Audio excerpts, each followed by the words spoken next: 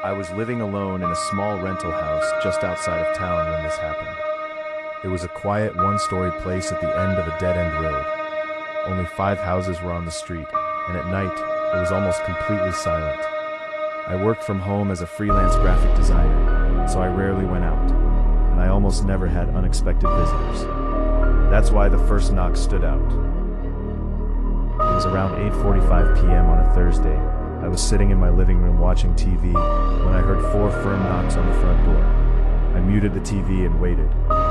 Then 2 more knocks. I walked over and looked through the peephole. There was a man standing on my porch, holding a medium-sized cardboard box. He looked normal, mid-30s, dark jacket, baseball cap. I opened the door slightly, keeping the chain on. He said he had a delivery that required a signature, and read a name off his device. It wasn't my name. Not even close. I told him he had the wrong address, but then he read out my exact address. That's when things felt off. After a pause, he said he must have made a mistake and walked away. But when I looked outside, there was no vehicle. The next night, at almost the exact same time, 3 knocks. I checked the peephole. It was him again. Same box. This time, I didn't open the door.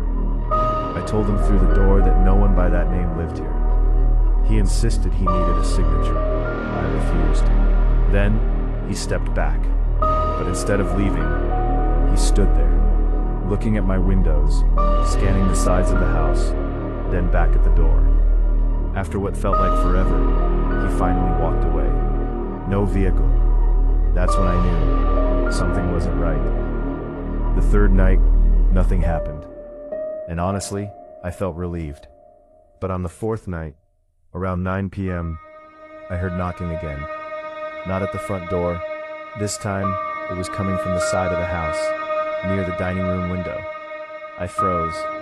Then 4 more knocks at the front door. I checked the peephole. It was him. But this time, he wasn't holding a box. His hands were empty. He knocked again, then slowly stepped back, staring directly at the peephole. I didn't move, didn't make a sound.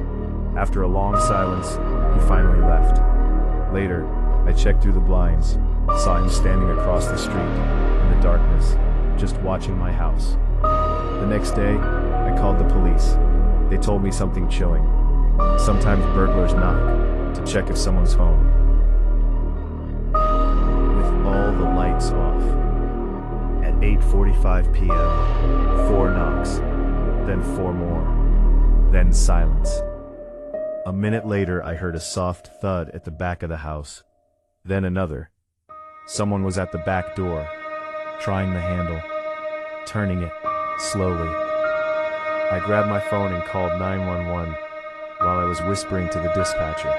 The knocking started again at the front. There was more than one person. Then I heard metal scraping against the back door.